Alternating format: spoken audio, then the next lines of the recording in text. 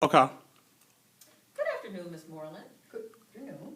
I'm here today to talk to you about your pre-observation.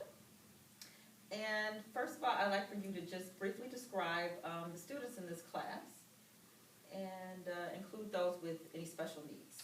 Yes, this is a integrated co-teaching classroom.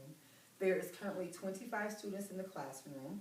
9 students receive special ed services. They have an IEP. And there is also 1 student with a 504 plan. The rest is a general ed population. Okay.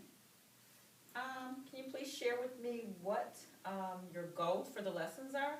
Okay. Well, pretty much I'll start with my objective. My objective today is that students will be able to identify setting and predict events in a short story. My assessment piece to this will be students will be given a prediction map, and they will be able to predict what the story is about, and they will be able to predict using the title of the story as well as pictures. That's how they'll make their prediction. And then after we read the story, they'll actually be able to identify if the actual event that they predicted was the case, and then if there were any surprises or not. Okay. What difficulties do your students typically experience in this area? Well, what I find with the integrated co-teaching classes, I say that we do have special ed students.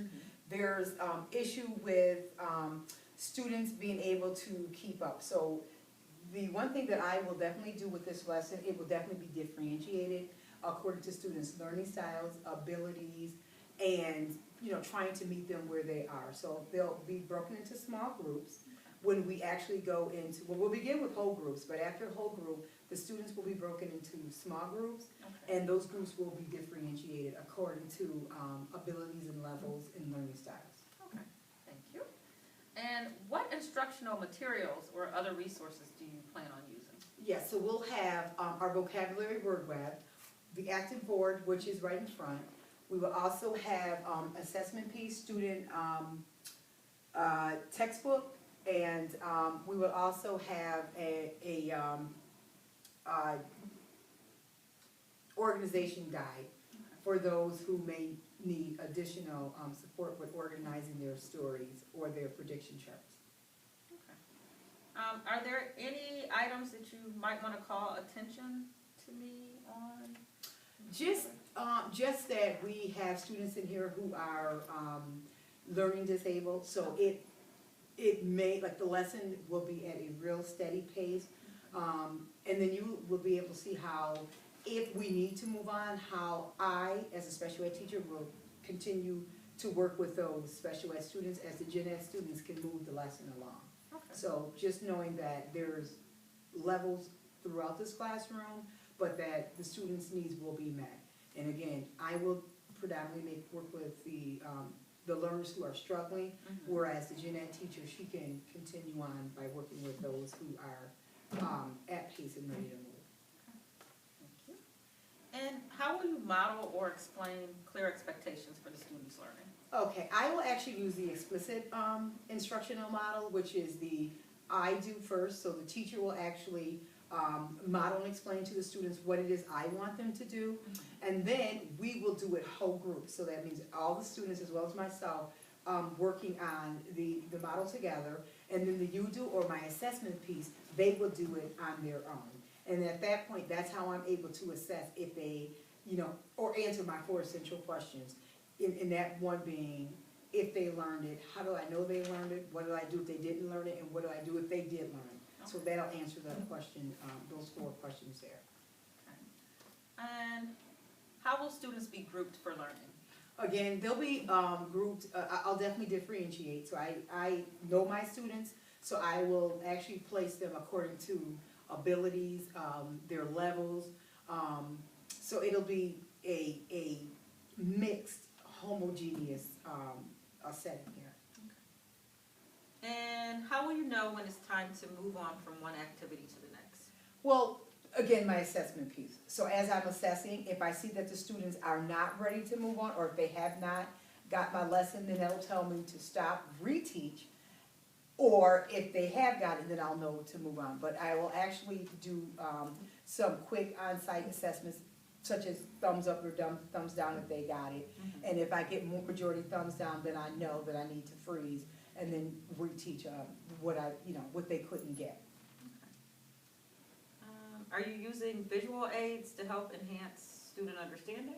Yes, and so for the vocabulary, not only will I have the word, for instance, I'll have a word and then I'll have a picture underneath. So if the word is collaborate, I'll have a picture underneath, which would just be two individuals together working on a piece. So they'll never forget the word because they'll have the picture underneath it, and that's for my visual learners. So yes, I will have a visual piece going on there for the assessment. Okay. One last thing. Can you choose one activity and talk about the way you plan on presenting this to the students? Okay, so the one activity that I'm going to actually be working on is vocabulary. And how I'm going to do vocabulary, again, I'm going to have a word web. And in my word web, I'm going to actually have the actual word. So if the word is collaborate, the word will be in the center. And then actually I'll use the explicit model again, the I do, the we do, and the you do. And so I'll actually, say the word, and then I'll have the kids repeat the word back to me. And then I'll use the word in a sentence, just to get an idea if they can decipher what that word is. And so once we've gotten there, I'll do the web, and I'll have different arrows pointing out. And then for those who are able to give me the word, I will actually put it in a web going around. So that'll be the one thing that I'll do with my kids who struggle.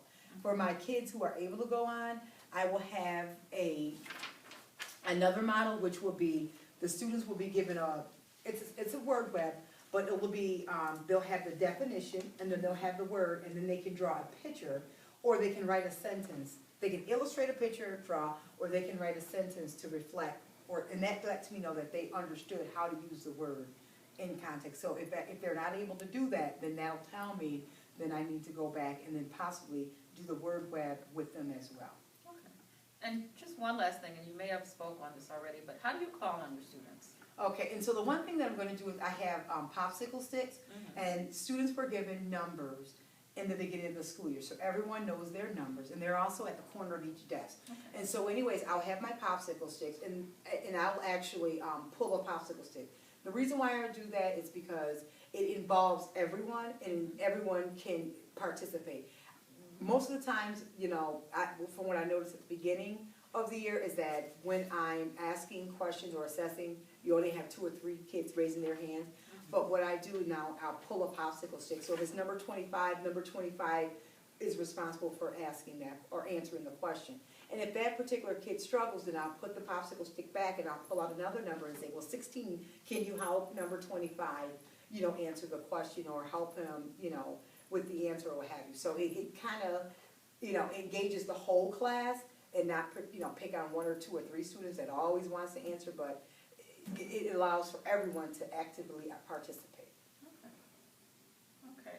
Are there any special situations or circumstances that I should keep in mind other than the ones that you discussed? No, just keep in mind that, again, that the abilities are mixed in here. Okay. And that the lesson will be at a steady rate, but that if there are students who are ready to move on, that seeing that it's 2 of us, that the gen ed teacher can move right on with the lesson, whereas I can come over and modify and then work with the individuals or groups that are struggling, or students in a small group. And that way the lesson can still continue on. Okay, thank you. You're welcome.